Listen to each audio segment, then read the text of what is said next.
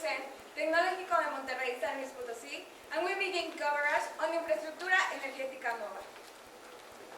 Well, we issue a buy recommendation of 93 Mexican pesos, which represent a 20.3% upside from its closing price of 78. The company, also known as Yenova, is dedicated to the development, building and operation of energy infrastructure in Mexico. Yenova's business is divided in two segments. The natural gas segment accounts for 73% of Yenova's total revenues. The remaining 27% comes from the power generation segment.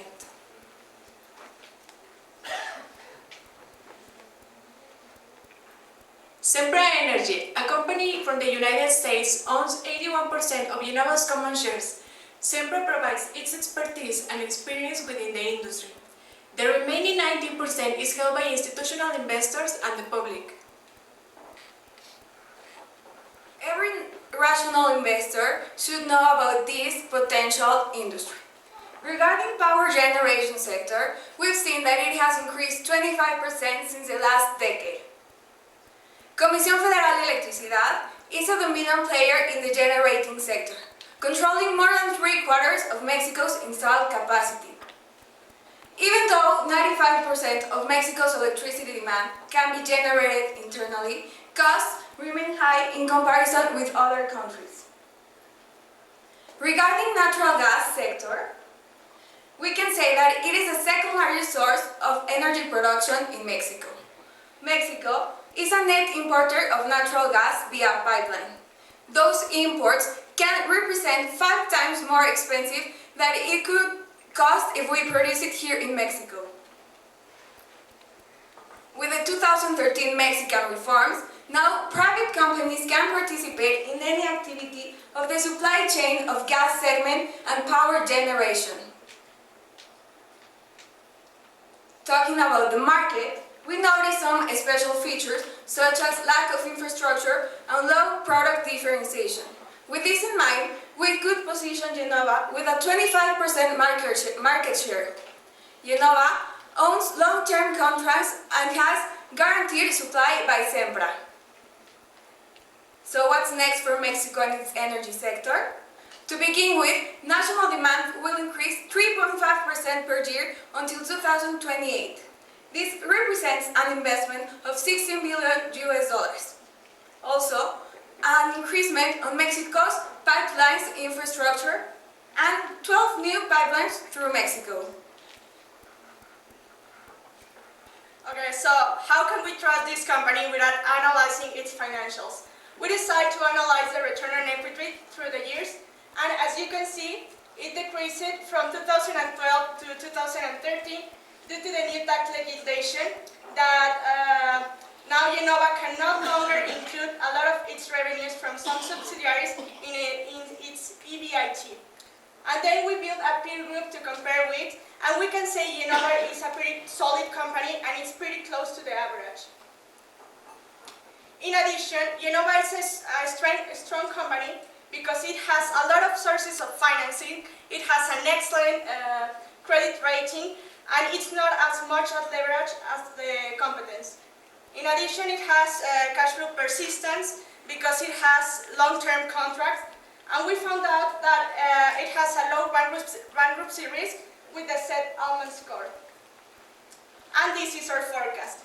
We have a really confident forecast because we think that there are 4 main drivers for the revenues, which are energy consumption, price of natural gas, volume of gas, and economic growth. In addition, there are growth drivers, the operation of the current projects, and the new auctions of electricity and pipelines. So this is our forecast. As you can see, this year the revenues decreased, but we expect a positive future, and the revenues are going to increase. As we know, the value of a company is about the future, not about the past. Following this trend, we believe that with a discounted cash flow and a multiple valuation is the appropriate way to find an appropriate target price for the company. First, we need a discount rate. With a discount rate, we follow the WACC methodology with the current capital structure of the company estimated our information. We expect a perpetuity growth following the drivers that inflation, electricity generation increase, and the pipeline infrastructure in Mexico. Once we have that, we expect negative cash flow for the next 2 years, and after start increasing for the company because they have a lot of projects that needs to be investment. After that, we found our net present value and subtracted our net debt, taking off cash and short-term investment for the company. With our value of equity, we found a value of 97.29 Mexican pesos per share. For complement our multiples valuation, we set 2 different peer groups.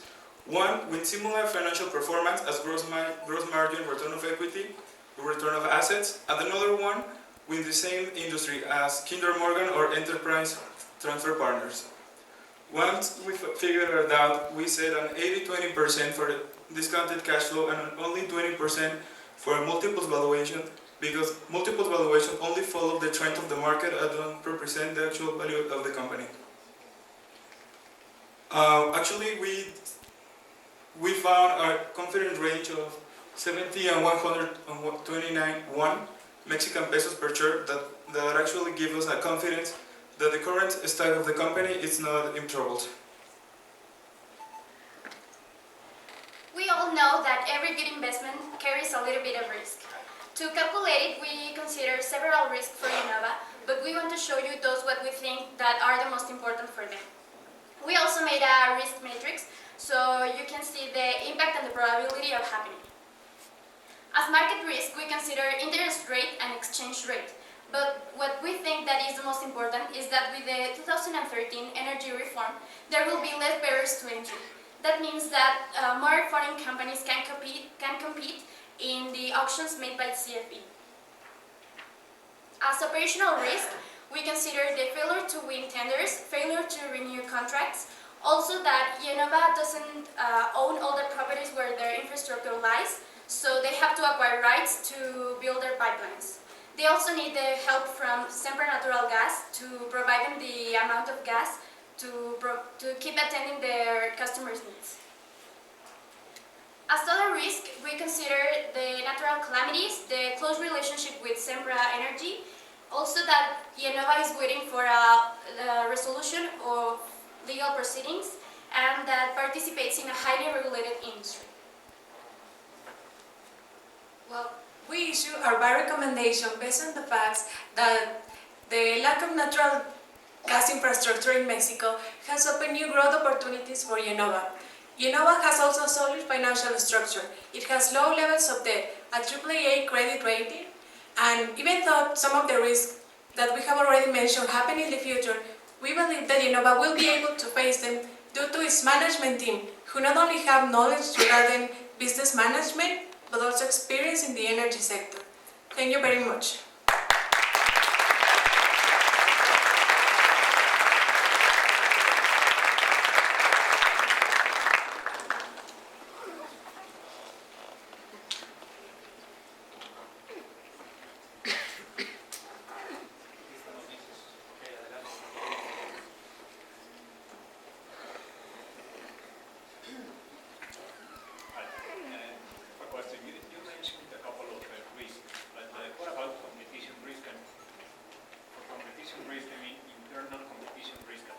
The only company, Mexican company that we have listed on the energy sector is Innova. But at some point we're expecting to have other companies listed in the Mexican exchange. So investors that want to participate in the energy sector growth in Mexico are going to have other investment alternatives. Have you considered that?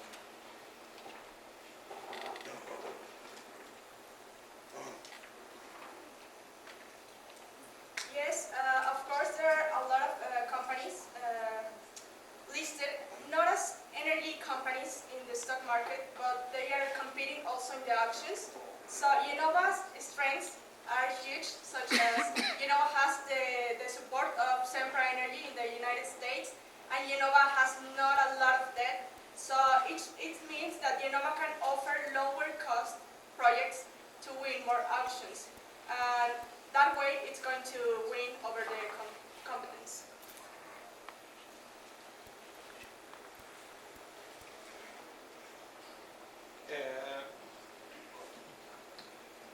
In your risk map, I didn't see anything about the currency risk the company should face or could face.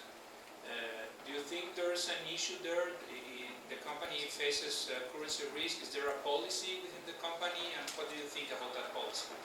Actually, yes, we did show exchange rate risks because we know that Innova has investments in another currency. So yes, we put it there and we set it there because we know it is a big risk. In addition to the complement, all the cash flow for Innova in US dollars, so technically, if exists a depreciation of the peso, the price of the stock of Innova should increase. And if it happens otherwise, the cost basis of Innova is also in dollars or is in pesos?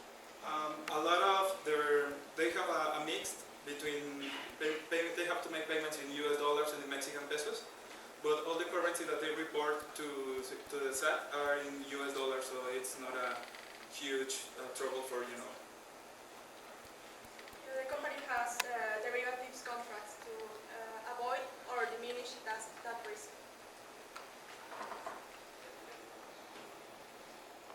Another similar companies in Mexico are involved in bad practices. Do you see that in the board of the company could be strong policies about the corruption? Because this could be risk this kind of contracts.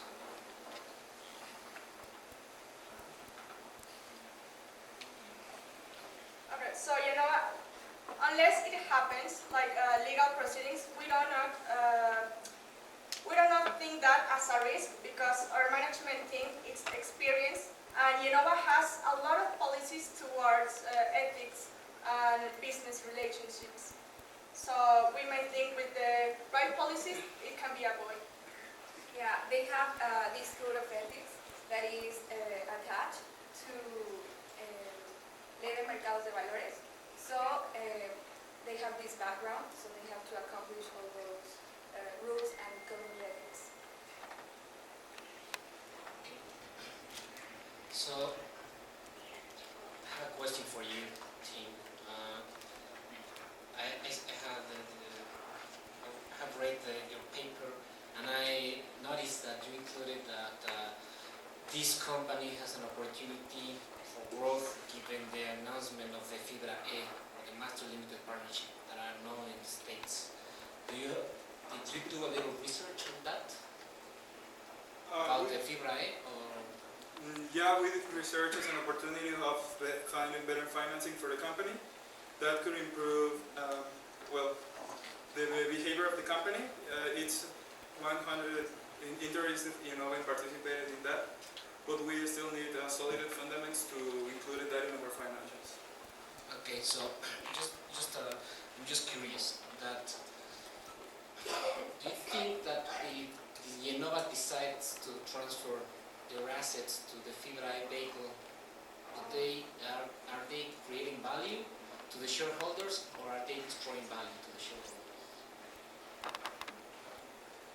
Well, if they do that, they have to increase the return of assets, so they are providing more money, but they are not really increasing the value of the company. They are just like moving the capital from one to another, and that not represents a difference for the shareholders. It's just a transfer of the properties, but fiscally, they are going to have more revenues in the year that they decide to participate. It's clear for me that you have understood the potential risk that you are facing with this company, but what is not clear for me, it's analytically or methodologically where is involved in terms of the valuation, which is the price of the risk in this company. I mean, for instance, this company is highly related with CFA or with Pemex, and Pemex or CFA are changing pretty fast nowadays. So how that event affect the price of your company? Which is the methodology that you use to include that kind of risk or that kind of volatility or any other volatility? For instance, prices of commodity or volatility of it in terms of execution, rhythm of execution of the projects, etc.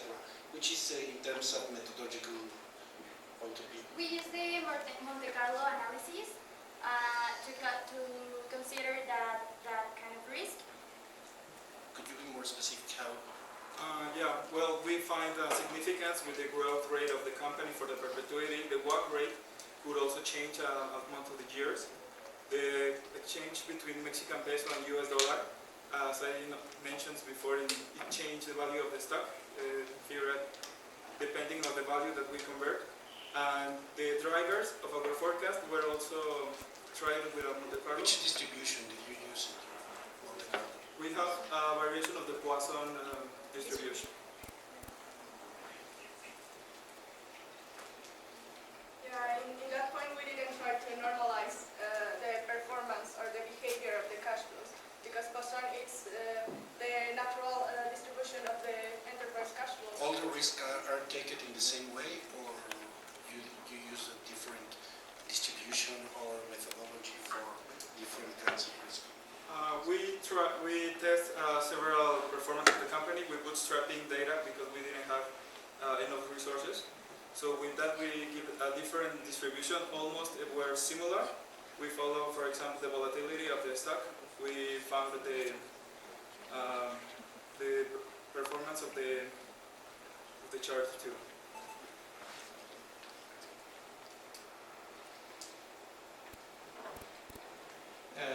In terms of the multiple valuation, I just want to know, you explained why discount cash flows represent 80%, and I found that interesting, but I couldn't find why it was 80-20 and not 90-10. And also on that regard, the companies that were the companies that were compared to Innova, I guess there are international companies if there are not companies listed in Mexico. Can you talk about the markets that you select for doing this analysis, the companies? It was Latin America, it was Asia, developed countries. Well, for example, for the first group, we choose companies from the same industry, choosing like ratios like enterprise value to EBITDA and so on. And for the second peer group, we chose companies with the same financial performance, but not within the same industry. We chose companies from emerging countries such as Mexico to be not so far. Regarding with the 80-20%, we found a lot of the research that the multiples valuation doesn't represent the value of the company to the future, just the current price in the market. So that could move our target price in a different way, but it's just what the market is wrong. It doesn't represent a bad performance of the company. It is just what the market is thinking and how it is performing.